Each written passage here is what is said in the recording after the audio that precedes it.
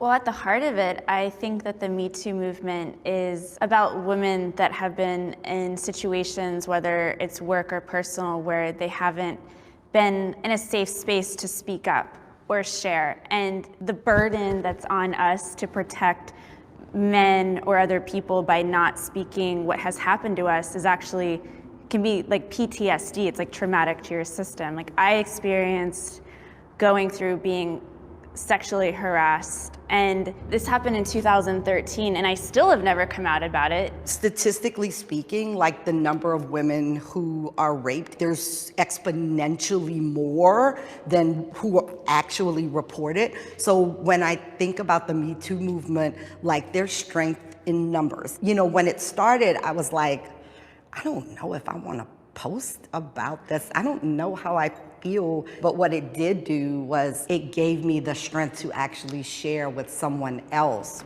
I'm realizing as everyone's talking, like the reason I'm not in that line is because when Me Too was a big movement, I didn't have the strength or courage to be a part of it. So in my mind, it's like still there of like, if I didn't have the courage to be a part of the movement, and I still don't have the courage to stand in that line, because that's almost admitting that I've had like multiple things happen, you know? And so you're representing all the other women that feel the same way. And so Yeah. they see you and they relate to you on that. So you're helping other women by saying that. Yeah. Yeah.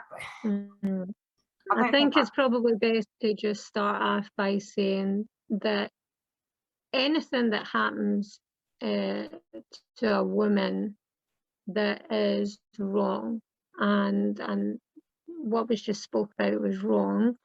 In no circumstances is it justified from the man's side.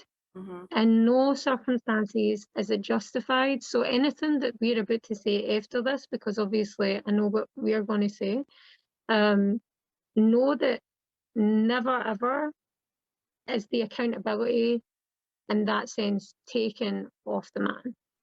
Like that sort of stuff is wrong, and that's just it. Like there's no, it's obvious, it's very obvious.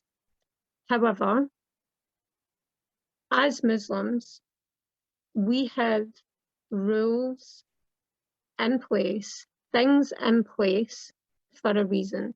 It's a prevention method, which is better than, and I'm sorry, especially in this subject, prevention for me is always Better than number cure. one.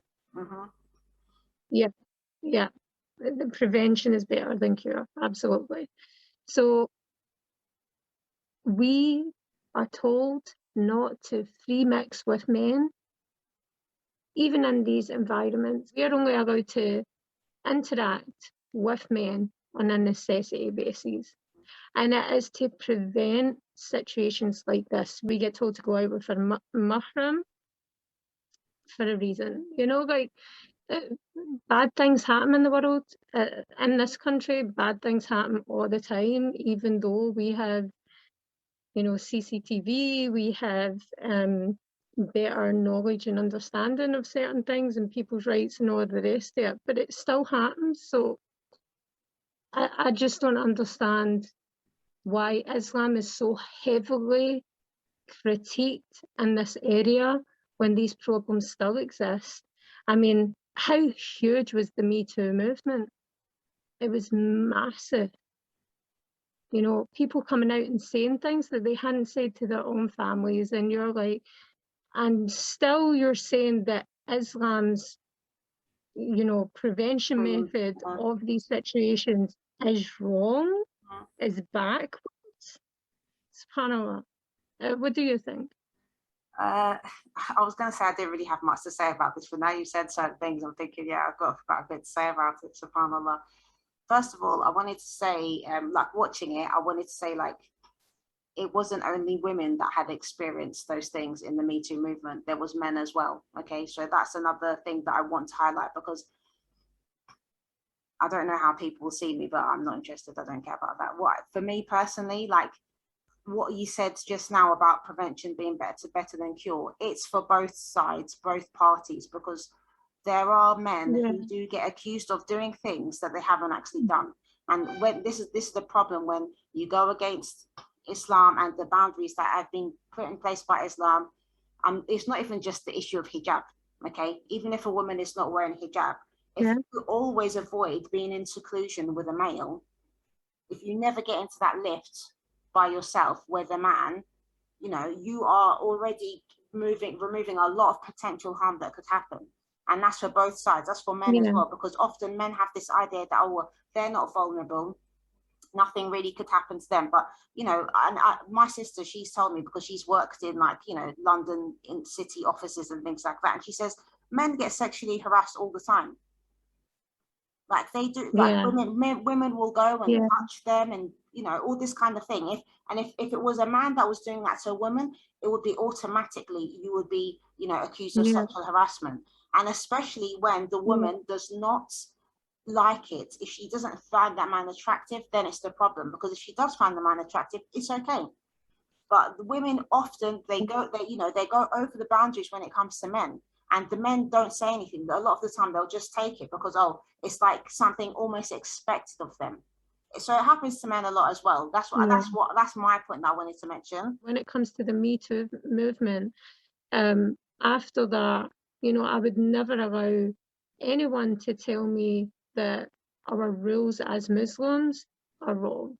You know, not that I would before, but it was just like, here is the proof of why we say that these things work. You know, not one person out of that thousands of people was worth bending these rules. Of course. Not one Of course. person. We have these rules here for a reason. This is why we go back to the Quran and Sunnah, because it was designed by Allah, our creator, who knows men and knows women best. He gave us the guidance. I mean, like, I don't know about you, but if you're building a set of drawers, you don't just say it by yourself. You don't just not look at the instructions. We Exactly. rely on the instructions because we can get things wrong. And we have invested our time and our effort and our money in it. Why would we not then look at the instructions? So again, I'm not saying that this justifies anything that has happened to any of these people. It doesn't. But I think, you know, like you said, prevention is better than